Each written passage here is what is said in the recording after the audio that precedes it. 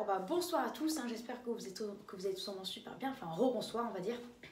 Alors, après la vidéo sur le risque de neige à Paris, enfin y aura-t-il de la neige plutôt, on va s'intéresser à cette première décade de janvier qui a été la plus froide depuis 11 ans. Alors on va parler de cette décade, de ce qui s'est passé, je vous donne les chiffres, les chiffres et les chiffres qu'on avait eu avant. La dernière fois c'était encore plus froid. Alors on va parler de cette première décade, elle a été très froide et oui, elle a été surtout en fait froide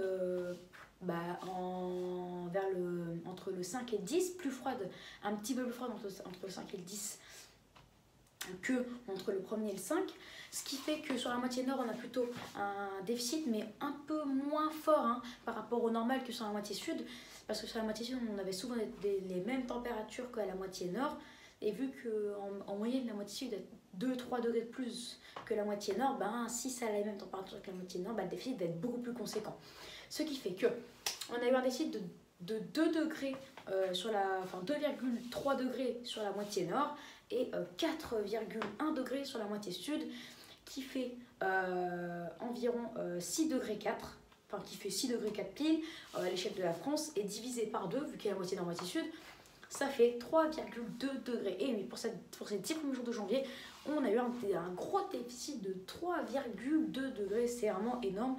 À noter qu'en plus, avec la journée du 11 janvier, on a un déficit de 3,5 degrés. Donc voilà, c'est la décade la plus froide depuis 11 ans, c'est pas mal du tout. La dernière fois qu'on a vu une décade comme ça, c'était en 2009.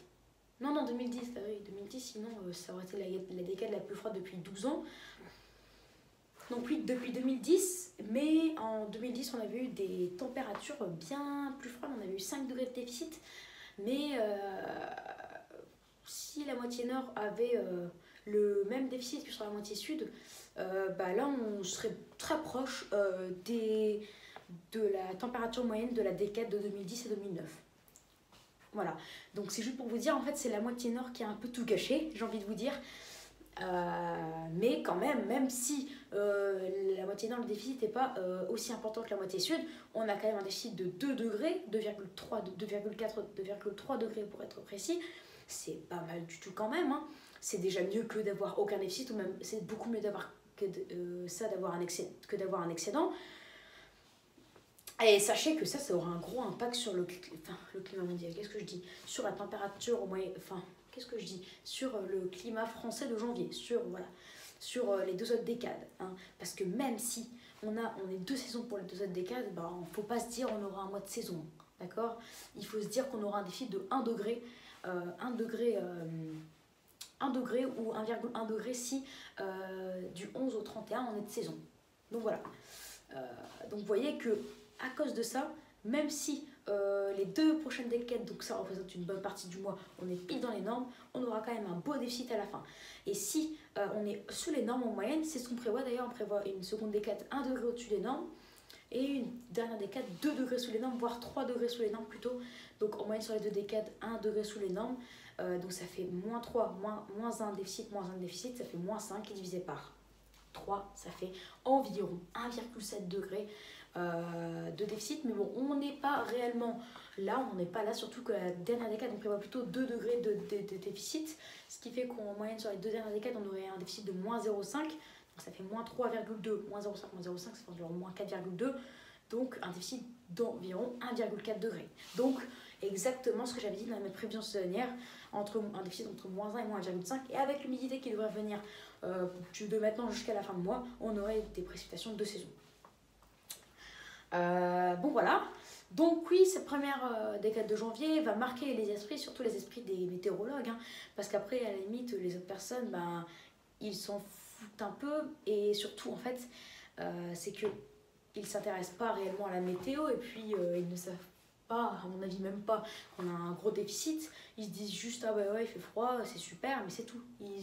À mon avis ils se disent même c'est l'hiver, c'est normal, cette saison. Mais non, pas du tout, c'est très froid. Surtout que toutes les autres années on a eu une première décade de janvier au-dessus des normes.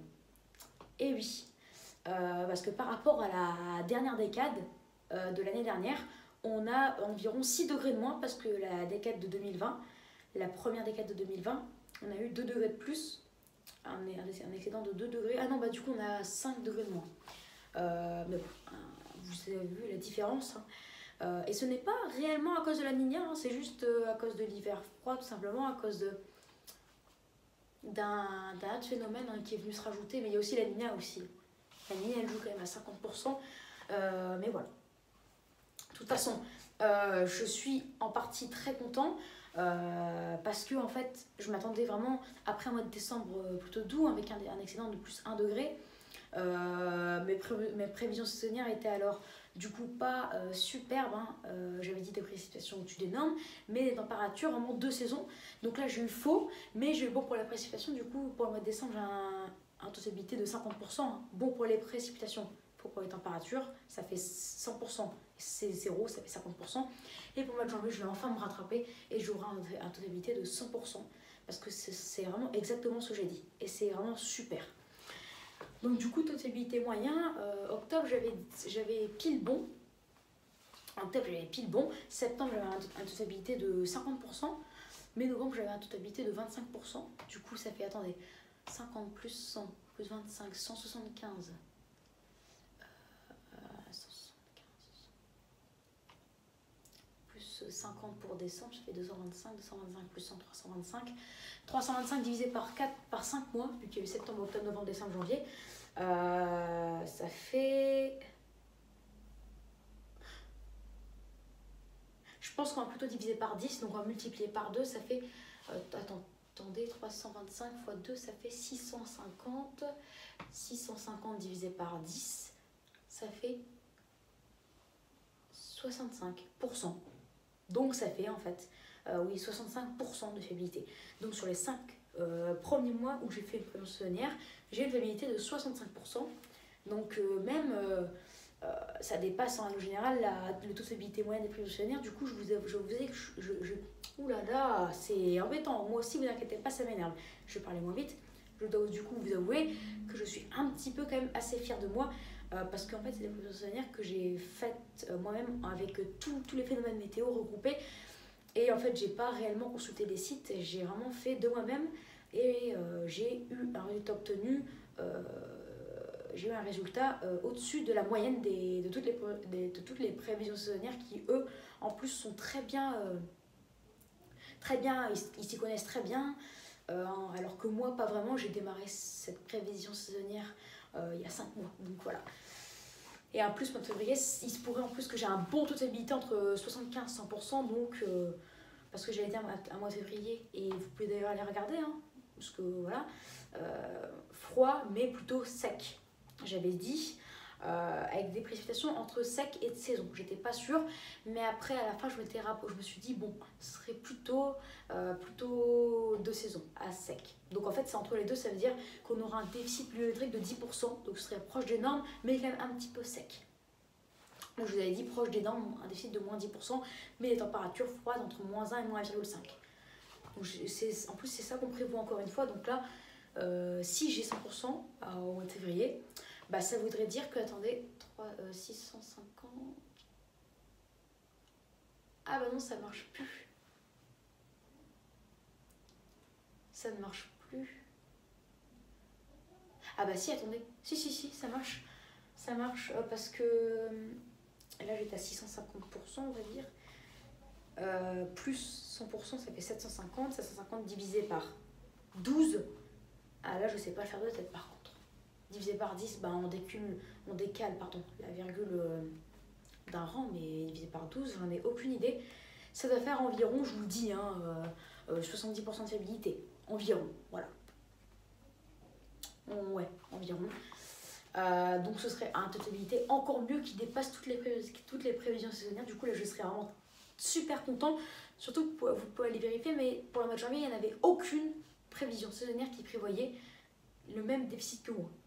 Il y a seulement, même Météo Express, hein, vous pouvez aller voir, la prévision saisonnière prévoyait au départ un mois de janvier de plus 0,3, et là il y a une semaine, le 3 janvier, il prévoyait moins 0,6, et là il prévoit moins 1,2, parce qu'au fur et à mesure que les jours avancent, il se rend compte qu'il fait beaucoup plus froid que prévu et qu'on prévoit des températures plus froides que prévu. Voilà, alors que moi, bien à l'avance, j'ai j'ai réussi à avoir bon et à ne pas me tromper, vraiment, c'est excellent. Voilà. Et donc du coup, ça me prouve aussi que vous pouvez me faire confiance, parfaitement confiance, pour suivre mes prévisions saisonnières. Voilà, mes prévisions saisonnières. Voilà, donc j'espère que vous me faites bien confiance. Voilà, donc oui, la première décade de journée la plus froide depuis 11 ans, c'est quand même assez inédit. Tout ce qu'on a à Madrid, en Espagne et au Portugal, ce qu'on a en France, enfin voilà, la Niña qui se renforce. Bref, en tout cas, là, il y a beaucoup de phénomènes hivernaux. Et en plus, c'est pas fini parce que j'ai envie de vous dire, la seconde décade, en fait, il y a un redout.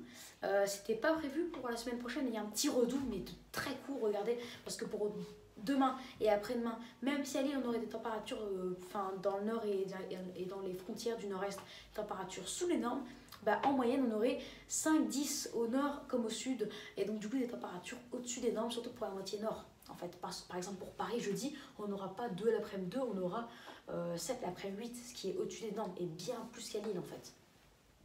C'est seulement vendredi qu'on sera 2 saisons, et le week-end, samedi, on sera 2 saisons, et dimanche, on repartira un peu à la hausse, mais pour repasser légèrement au-dessus, voire 2 saisons. Ce sera à surveiller.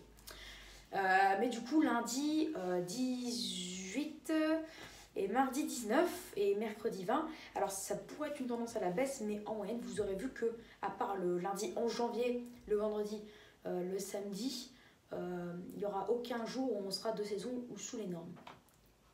Voilà.